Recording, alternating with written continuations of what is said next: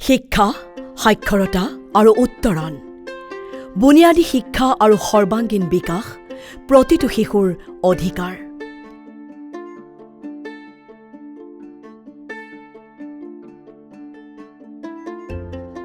জ্ঞানেৰে পৃথিৱী জিনাৰ সময় এয়া।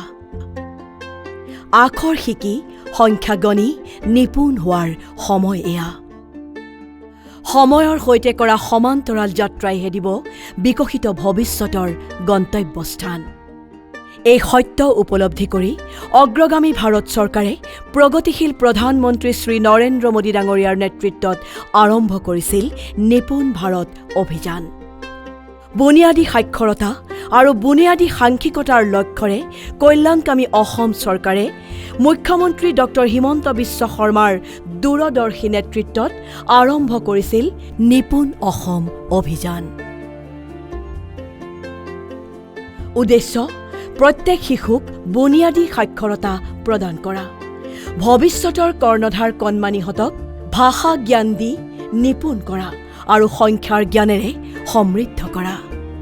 দৈনন্দিন জীৱনৰ প্ৰতিটো ক্ষণতে কণমানিহঁতে যাতে প্ৰতিটো সামগ্ৰীৰ পৰাই জ্ঞান অৰ্জন কৰিব পাৰে তাৰ প্ৰতি দৃষ্টি ৰখাটো অন্য এক অভিপ্ৰায় নিপুণ অসম অভিযানৰ।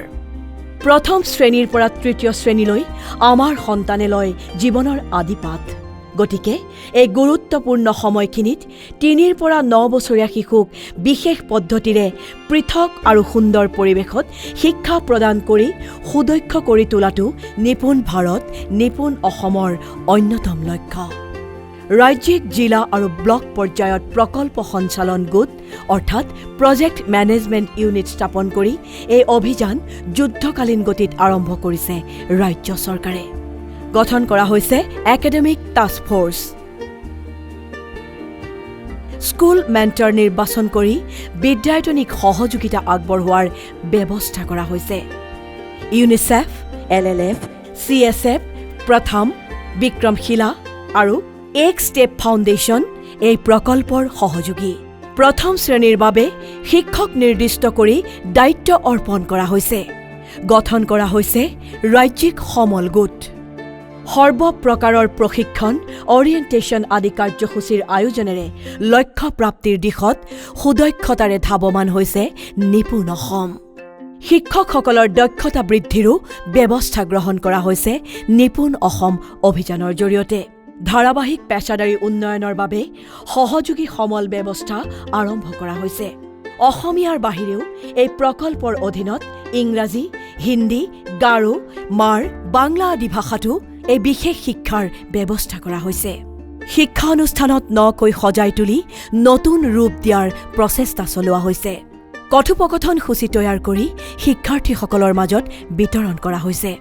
শব্দৰ জাল, বৰ্ণ কাৰ্ড, বৰ্ণাৱলী চাৰ্ট, ব্যঞ্জন বৰ্ণৰ নতুন চাৰ্ট, বাক্যৰ চাৰ্ট, বিগ বুকছ আদি বিভিন্ন সমল তৈয়াৰ কৰি শিক্ষাৰ্থীৰ মাজত বিতৰণ কৰা হৈছে। নতুনৰ জোৱাৰ আহিছে নিপুণ অসম কাৰ্যসূচীৰ জৰিয়তে। গাণিতিক সঁজুলিসমূহেৰে গণিতক সহজ আৰু সৰল ৰূপত ছাত্ৰ ছাত্ৰীসকলৰ মন মগজুলৈ বিয়পাই দিয়াৰ নতুন প্ৰচেষ্টা চলিছে। এটা বিশেষ দিনক নিপুণ অসম দিৱস হিচাপে পালন কৰি সজাগতা অভিযানক আগলৈ লৈ যোৱাৰ প্ৰয়াস কৰা হৈছে। ৱেবছাইটৰ জৰিয়তে নিপুণ অসমৰ সমগ্ৰ কাৰ্যাৱলী ৰাজ্যৰ চুকে কোণে বিয়পোৱাৰ ব্যৱস্থা কৰিছে অসম চৰকাৰে। ছাত্ৰ ছাত্ৰীসকলক প্ৰযুক্তিগতভাৱেও আগুৱাই নিয়াৰ বিশেষ প্ৰচেষ্টা চলে নিপুণ অসম অভিযানত। ১০০ দিনীয়া পঠন অভিযান চলাই নিপুণ অসম অভিযানে সামগ্ৰিকভাৱে কণমানিহঁতৰ শিক্ষাৰ এক নতুন দিগন্তৰ সূচনা কৰিছে। মৌলিক ভাষা জ্ঞান আৰু বুনিয়াদী সংখ্যা জ্ঞান শিশুসকলৰ শিক্ষাৰ মূল ভেটি। এই শৈক্ষিক ভেটি নিৰ্মাণৰ অন্যতম নাম নিপুণ অসম অভিযান। সংগীতৰ মাধ্যমেৰে নিপুণ অসম অভিযানৰ অভিলাষী প্ৰয়াসক ৰাইজৰ মাজলৈ লৈ যোৱাৰ সুন্দৰ প্ৰয়াস চলাইছে সমগ্ৰ শিক্ষা তথা ৰাজ্য চৰকাৰে। পঢ়িবলৈ যাম, শিকিবলৈ যাম, আখৰ শিকি ভাষা বুজি নিপুণ অসম আমি জ্ঞানেৰে গঢ়িম। নিপুণ অসমৰ জৰিয়তে গঢ়োৱা হওক শিক্ষাদানৰ সবল ভেটি আপোনাৰ সন্তানে পাওক সুন্দৰ ভৱিষ্যতৰ দুৰন্ত গতি